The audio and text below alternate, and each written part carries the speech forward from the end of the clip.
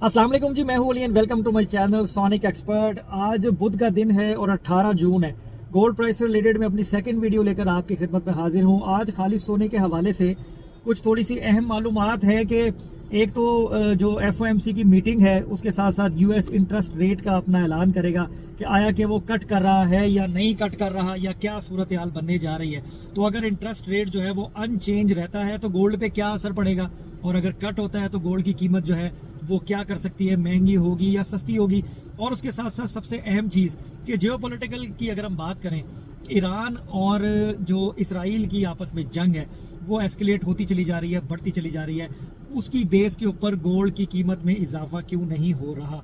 उसके अलावा हमारी और हमारे जैसों की तुक्केबाजियां वो नहीं चल रही हैं, और रेट जो है वो एक रेंज बाउंड और एक स्टैटिक किसी पोजीशन लिए हुए है। क्या ये चीज़ ब्रेक होगी या नहीं होगी, तो इस पर थोड़ी सी बात करते हैं। तो वीडियो में आगे जाने से पहले मैं गुजारिश करूंगा उन लोगों से जो चैनल पर वीडियो पर फर्स्ट टाइम आए हैं, काइंडली इसको सब्सक्राइब करें और बेल आइकन जरूर दबाएं ताकि उन्हें आने वाली वीडियो का नोटिफिकेशन मिल जाए। उसके साथ साथ मेरा व्हाट्सएप चैनल है, उसको भी आप लोग फॉलो करें। उस पर गोल्ड के हवाले से जो भी खबरें होती हैं और जो रेट आवरली बेसिस पर आ रहा होता है मैं उस पर अपडेट करता हूँ। इंशाल्लाह आपको फायदा होगा।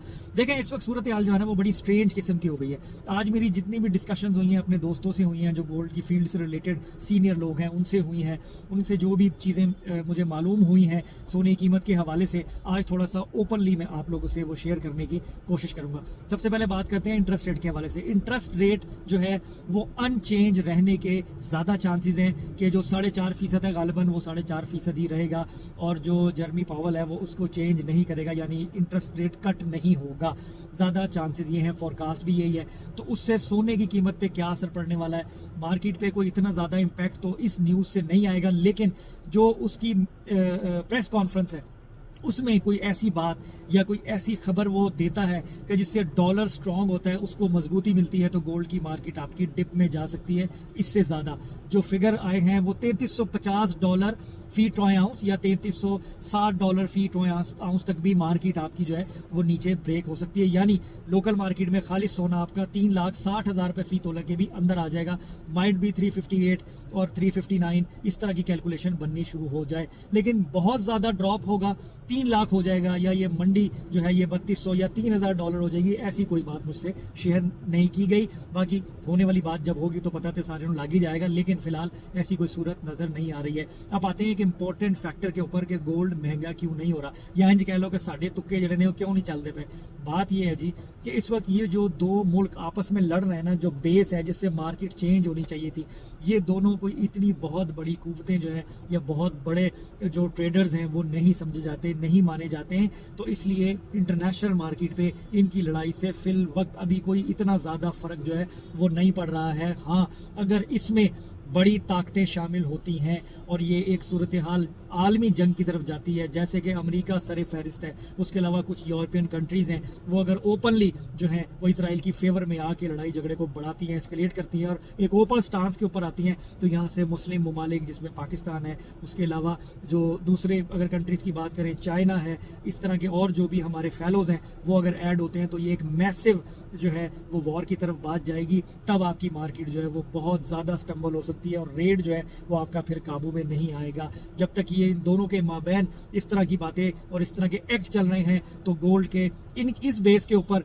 महंगा होने के, बहुत ज़्यादा महंगा होने के फिलहाल अभी तक कोई ऐसा चांसेस नज़र नहीं आ रहे हैं। ये सच्ची बात है और ये आज इस पे बहुत ज़्यादा डिबेट हुई है। ये मैंने एक जो एनालिसिस किया है, एक जो निचोड़ निकाला है वो मैंने आपसे शेयर किया है। कुछ लोग इत्तेफाक करेंगे, कुछ लोग इत्तेफाक नहीं करेंगे, लेकिन फिर भी मेरा मकसद उन लोगों को डराना नहीं है जो लोग ऊपर के रेटों में सोना खरीद कर बैठे हुए हैं और इंतज़ार करने के कब महंगा होगा। ये मार्केट उनको मौका ज़रूर देगी। मार्केट एक जगह स्टेबल नहीं रह सकती है, एक बूस्ट इसके ऊपर ड्यू है और वो आना ही है, चाहे वो फंडामेंटल से आए, टेक्निकल से आए या जियोपॉलिटिकल से आए। तो ये चीज़ हमें देखना बाकी है। इंट्राडे में ट्रेडिंग इस वक्त मेरे ख्याल में फ़ायदेमंद रहेगी उन लोगों के लिए जो डिप में खरीदारी कर रहे हैं। जैसे मैं हमेशा से कहता हूं कि आप नीचे के रेट पे खरीदो, जैसे ही थोड़ा सा मार्जिन मिले आप एग्जिट ले लो, अपनी ट्रेड को क्लोज कर दो, तो वो सबसे बेहतरीन स्टांस है। क्योंकि इसमें एक चीज़ और, मेरे एक दोस्त हैं बड़े अच्छे, उन्होंने मुझसे शेयर की, मैं वो भी आप लोगों से ज़रूर आपको बताना चाहूँगा।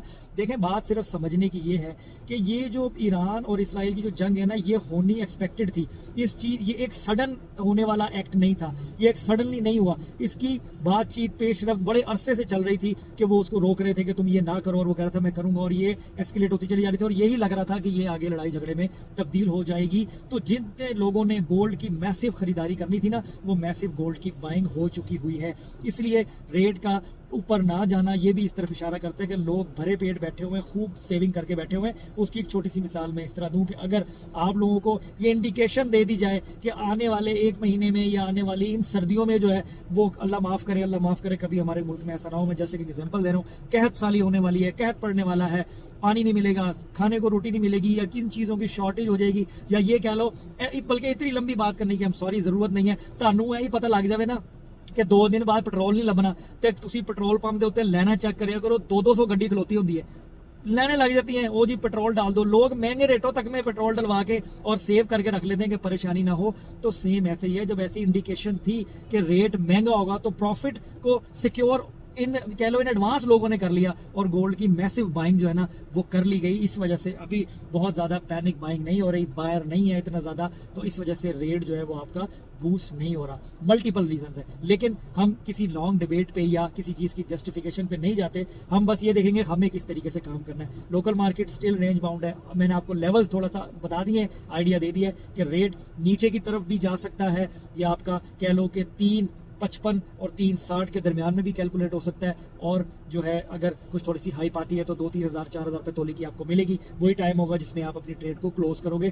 तो आप एंट्री और एग्जिट दोनों को सामने रखते हुए काम करें। पैनिक होने की ज़रूरत नहीं है, जहन को टेंशन देकर ख़राब होने की ज़रूरत नहीं है, और दूसरों को कंधा ढूंढने की ज़रूरत नहीं है, किसी को ब्लेम करने की ज़रूरत नहीं है। अल्लाह की तरफ से नफ़ा और नुकसान लिखा होता है। अगर आपके हक में फ़ायदा है तो ज़रिया खुद बनता चला जाएगा और आपका फ़ायदा आप तक पहुँचेगा, और अगर नहीं है तो दुनिया की कोई ताकत जितनी मर्जी दानाई लगा लो, जो मर्जी कर लो, तानू भाईजान लबना कुछ नहीं। तो इसलिए मैं आपको यही कहना चाहूँगा कि जो भी करंट सिनेरियो सिचुएशन चल रही है, मैं कोशिश यही कर रहा हूँ कि जो भी मुझे देखने सुनने वाले हैं, मैं एटलीस्ट उनको आगाही देता रहा हूँ कि लोकल मार्केट में क्या पॉसिबिलिटीज़ बनी हुई हैं और क्या एक्सपेक्टेशन है, और इंटरनेशनल मार्केट में भी क्या चेंजेस हो सकती हैं। तो अभी फौरी तौर के ऊपर कोई ऐसा मैसिव जो है वो जंप नज़र नहीं आ रहा, लेकिन कहने का मकसद ये है कि आप लोगों ने करेज में रहना है, होल्डिंग में रहना है। जो लॉन्ग टर्म वाले हैं, हमेशा मुझे कहते हैं जी तुम अगे रिटालन की गल नहीं करते। जो लॉन्ग टर्म वाले से मुराद 380, 375, 390 में जो फंसे पड़े हैं, वो होल्ड पे रहे और वेट करें अपनी बारी का। अल्लाह ने चाहा तो इंशाल्लाह ताला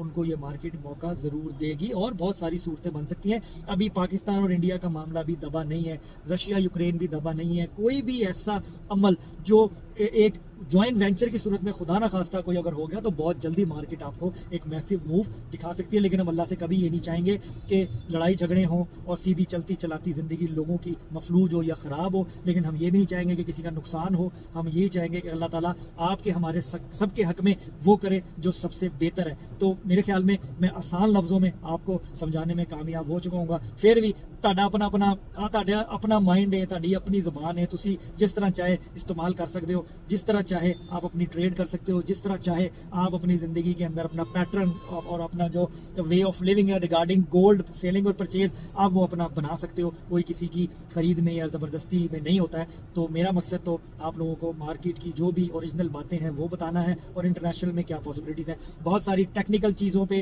कि ये पॉइंट ऐसे होंगे, ये पॉइंट वैसे होंगे, ये करके उलझाने वाली तबीयत मेरी नहीं है। सीधी सीधी सी बात करनी है कि जी अब आगे महंगा हो सकता है, आगे सस्ता हो सकता है, या क्या पॉसिबिलिटीज़ हैं। और सिग्नल को तो मैं बिल्कुल भी अच्छा नहीं समझता, और ये चीज़ मेरे नज़दीक बिल्कुल गलत है कि दूसरों का कंधा इस्तेमाल करके काम करने वाले लोग मेरे नज़र में तो कभी भी वो कामयाब नहीं होते, और अल्लाह ताला भी उनकी उस हिसाब से मदद नहीं करता। जब आप खुद अपने लिए निकलोगे, अपनी सोच से अपना फैसला खुद करोगे, अल्लाह की भी मदद आपके लिए आएगी इंशाल्लाह ताला। तो आज की वीडियो में इतना ही। अपना बहुत ख्याल रखें। कोई बात गलत निकल गई हो माफ़ी चाहता हूँ, कोई अगर सही निकली हो तो ठीक है, अल्लाह मियाँ ने जो है वो मेरे दिमाग में जो चीज़ डाली मैंने आप लोगों से बोल दी। अपना बहुत ख्याल रखें, मुझे दुआ में याद रखें इंशाल्लाह ताला। जो भी गोल्ड के हवाले से फर्दर और खबरें आती रहेंगी, प्राइसेस आती रहेंगी, कोशिश करूंगा आप तमाम देखने वालों को जो है वो अपडेट रखूँ। अपना बहुत ख्याल रखें, मुझे दुआ में याद रखिए। नेक्स्ट वीडियो में मुलाकात होगी। अल्लाह हाफिज़।